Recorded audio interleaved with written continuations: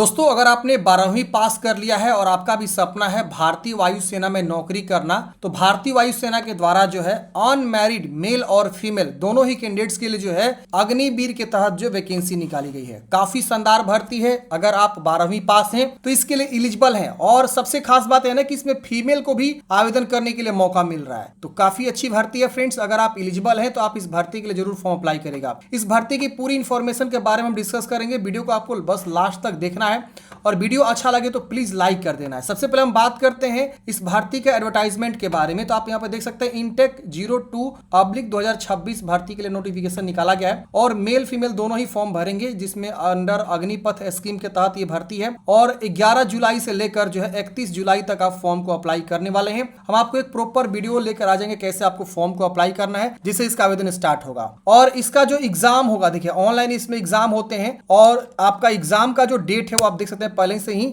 यहाँ पे जारी कर दिया गया, जो कि 25 सितंबर से आपका जो एग्जाम यहाँ पे चलने वाला है। ये इसका एडवर्टाइजमेंट नंबर है, आप इसे नोट जरूर कर लेंगे, क्योंकि जब भी आप वैकेंसी का फॉर्म भरते हैं तो और भी बहुत सारी वैकेंसी चलती रहती है, तो आप लोग जो है कंफ्यूज हो जाते हैं कि हम किस भर्ती के लिए एलिजिबल किए हैं। तो 01/2026 के लिए आप ये वैकेंसी के लिए अप्लाई करेंगे। तो चलिए अब हम आगे बात करते हैं। इसमें सबसे पहले इंपोर्टेंट पॉइंट है एलिजिबिलिटी के बारे में। आपका एलिजिबिलिटी क्या है, कौन लोग फॉर्म भर सकता है। एज की बात करें तो आपका डेट ऑफ बर्थ जो है 2 जुलाई 2005 से लेकर 2 जनवरी 2009 के बीच आपका डेट ऑफ बर्थ है। इस दिन भी आपका डेट ऑफ बर्थ है तो आप इस भर्ती के लिए अप्लाई कर सकते हैं, कोई दिक्कत नहीं होने वाला है। अपर एज लिमिट यहाँ पे देख सकते हैं मैक्सिमम जो है 21 वर्ष रखा गया है। इसकी वजह से मैरिटल स्टेटस आप जो है अनमैरिड होने चाहिए, भले वो मेल हो या फीमेल हो, दोनों ही अनमैरिड यहाँ पे होने चाहिए। क्वालिफिकेशन की बात करें तो साइंस सब्जेक्ट से अगर आपने पढ़ाई किया है तो भी फॉर्म भर सकते हैं। अदर देन साइंस वाले भी यानी आर्ट्स कॉमर्स वाले भी यहाँ पे फॉर्म को भर सकते हैं। तो दोनों ही प्रकार के कैंडिडेट्स फॉर्म भर सकते हैं, कोई दिक्कत यहाँ पे नहीं होने वाला है। अगर कोई साइंस विषय से पढ़ाई किया हुआ है इंटरमीडिएट, तो उनका यहाँ पे जो है 50% मार्क्स इंग्लिश में होना चाहिए और मैथ फिजिक्स और इंग्लिश में भी आपको जो है 50% मार्क्स के साथ जो है क्वालिफाई होने चाहिए। मतलब मैथ और फिजिक्स एंड इंग्लिश ये आपके विषय होने ही चाहिए और ओवरऑल सब जो है मिला के मिनिमम 50% मार्क्स होने चाहिए और अंग्रेजी में भी आपके 50% मार्क्स होने चाहिए। अब देखिए यहाँ पे परसेंटेज तो बताया गया कि आपके 50% होने चाहिए, लेकिन मेरिट जो है आपके मैट्रिक के जो मार्क्स होता है उस पर नहीं बनता है। एडमिट कार्ड सबका ही जारी होता है। आप फॉर्म भरेंगे, आपका फी लगेगा 550 रुपए और सबका ही एडमिट कार्ड जारी होगा। पहले क्या होता था ना कि आपका जो है मैट्रिक के आधार पे या इंटर के आधार पे जो है मार्क्स के अकॉर्डिंग जो है कट ऑफ आता था और फिर आपका जो है एडमिट कार्ड जारी होता है। लेकिन यहाँ पे सबका फी लिया जा रहा है और भरपूर मात्रा में फी लिया जा रहा है 550 रुपया, तो सबका ही एडमिट कार्ड जारी किया जाता है। एक रिटन एग्जाम होता है, उसके आधार पे आपका जो है मेरिट लिस्ट तैयार होता है।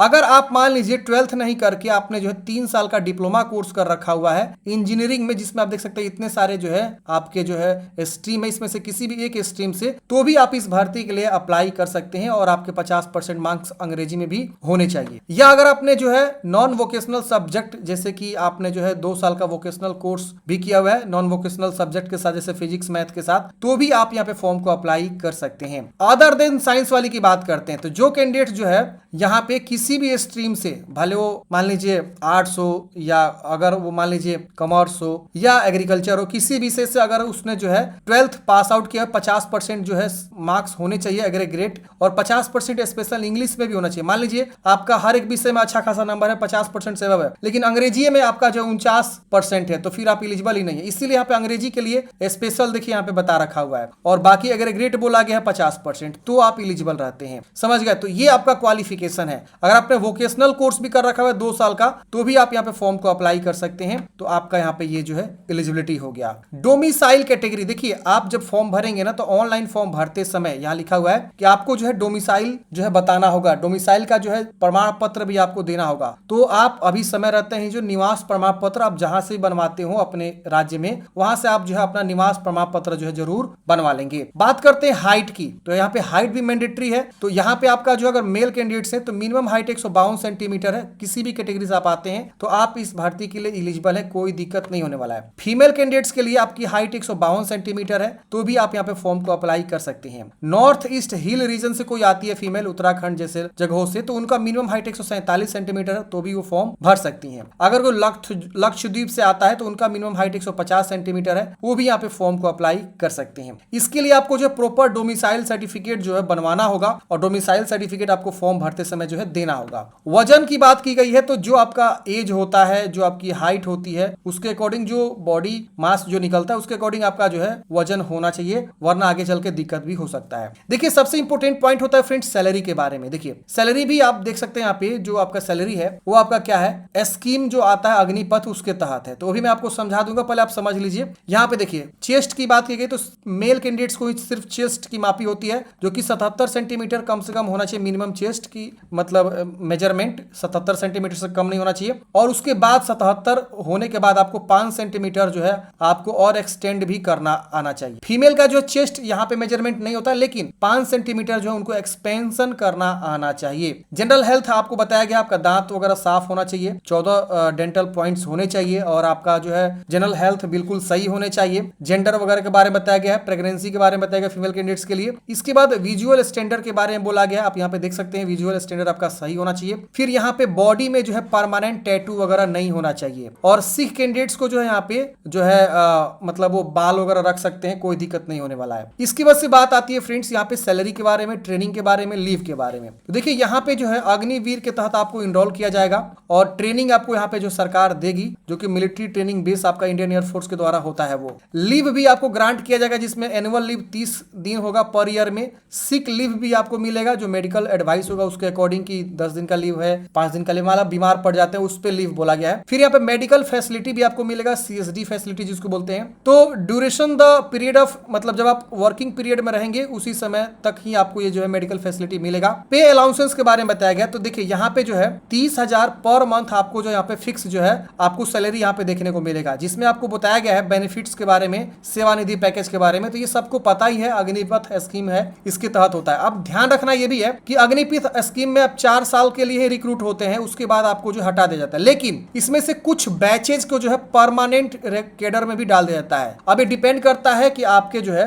परफॉर्मेंस कैसा है, आपका जो है वर्क कैसा है, आप सही से काम किए हैं कि नहीं किए हैं, तो उसके बेस पे जो है आपका यहाँ पे परमानेंट रेगर मतलब कैडर में भी आपको जो यहाँ पे रिक्रूट किया जाता है। उस बैच से काफी सारे, मतलब समझ लीजिए 25 से 30% जो है लोगों को परमानेंट कैडर में भी रखा जाता है। फर्स्ट ईयर सैलरी आपको जो है देख सकते हैं 30,000 करके दिखाया गया है, जिसमें इन हैंड आपको फर्स्ट ईयर में 21,000 मिलेगा, 9,000 आपका जो है कंट्रीब्यूट हो जाएगा कॉर्पस फंड में, और 9,000 गवर्नमेंट ऑफ इंडिया कंट्रीब्यूट करेगी। बाद में आपको जो है ये देखिए ये वाला जो सैलरी है और ये वाला सैलरी है आपका कटेगा, ये तो कटेगा, और ये जो है आपको भारत सरकार देगी, दोनों बाद में आपको रिफंड मिल जाता है। तो ये देखिए आपने इतना जमा किया और सरकार भी इतना दी, तो दोनों आपको लास्ट में क्या होगा, सेवानिधि पैकेज के तौर पे आपको जो है मिल जाएगा। अब यहाँ पे सेकेंड ईयर में ये आपकी सैलरी है इन हैंड इतना हो जाएगा, थर्ड ईयर में आपकी सैलरी इन हैंड इतना होगा, और फोर्थ ईयर में सैलरी इतना मिलेगा लेकिन इन हैंड इतना होगा। तो सैलरी बढ़ भी रही है, उस हिसाब से कट भी रहा है, यहाँ पे देख सकते हैं, और उस हिसाब से आपका जो है सेवानिधि पैकेज में एकत्र भी हो रहा है। तो ये आपकी सैलरी होती है, आप यहाँ पे देख लीजिए। अब बात आती है फ्रेंड्स सिलेक्शन प्रोसेस के बारे में। सबसे इंपॉर्टेंट पॉइंट है selection process. Sequence of examination के बारे में बताया गया। सबसे पहले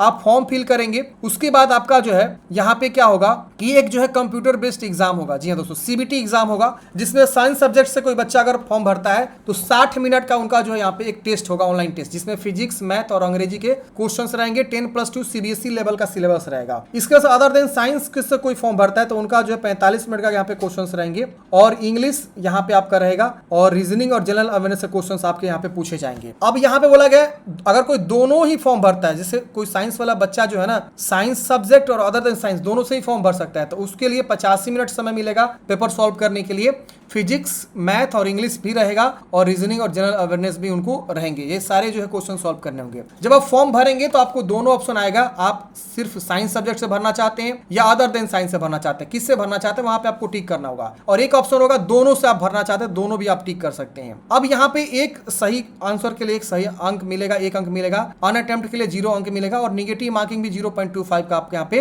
रहने वाला है। हिंदी, इंग्लिश दोनों ही लैंग्वेज में आपका यहाँ पे एग्जाम जो है कंडक्ट करे जाएंगे। और इन देखिए अब इसके बाद से जब आप पेपर 1 जो है फेज 1 क्वालिफाई करते हैं तो आपका होता है फेज 2। फेज 2 में यहाँ पे जो भी बताया गया है कि आपको ये सब डॉक्यूमेंट्स जो है फेज 2 में लेकर जाने होते हैं और इसका भी एडमिट कार्ड जो है जारी होता है फेज 2 के लिए। तो आप एक बार ये सारा नोटिफिकेशन में देख लेंगे कि क्या क्या डॉक्यूमेंटेशन है। आप जब फेज 1 निकलेगा तो फेज 2 के लिए ये नोटिफिकेशन से आप पढ़ लीजिएगा और आपको जो यहाँ पे सारा डॉक्यूमेंट्स लेकर जाना है। फेज 2 में क्या होता है फ्रेंड्स, आपका जो है मेडिकल ये जो आपका हाइट होता है, रनिंग होता है, ये सब आपके नापे जाते हैं और उसके बाद से आपका जो है क्या होता है मेडिकल वगैरह होता है। तो देखिए फेज 2 में आपका जो है PFT1 होता है। PFT1 में आपको रनिंग कराए जाते हैं 1.6 किलोमीटर की। 7 मिनट समय मिलता है मेल कैंडिडेट्स को और 8 मिनट समय मिलता है फीमेल कैंडिडेट्स को और इसके अंदर आपको बस दौड़ कर लेना है। ये सिर्फ क्वालिफाइंग इन नेचर होता है, इसके लिए कोई मार्क्स वगैरह नहीं मिलता, ध्यान रखिएगा।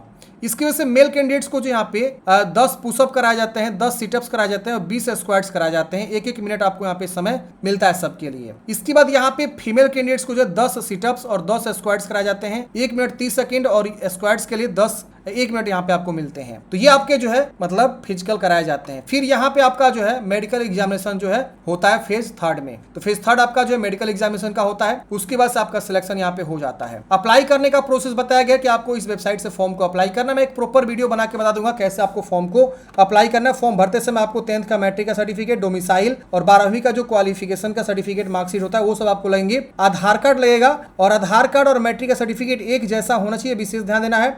लेफ्ट हैंड थंब इंप्रेशन लगेगा, सिग्नेचर लगेगा और आपको पासपोर्ट साइज रिसेंट फोटोग्राफ लगेगा। पासपोर्ट साइज जो फोटोग्राफ है वो थोड़ा सा अलग इंस्ट्रक्शन दिया गया। मान लीजिए आपका ये फोटो है तो फोटो पे आप जो है ब्लैक स्लेट पकड़े हुए हैं यहाँ पे और अपने हाथ पे चेस्ट यहाँ पे आपका है। मान लीजिए आपका ये फोटो हो गया और यहाँ से आपका जो है चेस्ट मतलब हो रहा है, ठीक है, ऐसे आपका। तो ये आपने जो है अपने हाथों से पकड़ा हुआ है इसको और यहाँ पे आपका पूरा नाम लिखा होना चाहिए, कब आपने फोटो खिंचवाया वो लिखा होना चाहिए व्हाइट चौक से, ठीक है ना। यहाँ प्रॉपर अच्छे से लिखा हुआ है, कैपिटल लेटर में आपका नाम लिखा होना चाहिए और इस तरह का फोटो आपको होना चाहिए और जून 2025 के बाद का फोटो आपका होना चाहिए, ठीक है ना, उससे पहले का नहीं होना चाहिए। तो इस तरह का फोटोग्राफ लगेगा। फॉर्म भरने का जो फी है 550 रुपए प्लस GST वगैरह यहाँ पे आपका जो है ऐड होगा, तो वो आपका जो है थोड़ा सा चार्जेस बढ़ जाते हैं। तो ये आपका जो है आपका आवेदन शुल्क रहने वाला है। तो ये सब डॉक्यूमेंट्स आप जो एकत्र कर लेंगे, जिससे आवेदन स्टार्ट होगा। हम आपको एक प्रॉपर वीडियो बना के बता देंगे कैसे आपको फॉर्म को अप्लाई करना है। आपके मन में कोई भी डाउट्स है फ्रेंड्स, कमेंट है, आप कमेंट बॉक्स में पूछ लीजिएगा। मिलते हैं फ्रेंड्स किसी नेक्स्ट वीडियो में। जय हिंद, आपका दिन शुभ हो।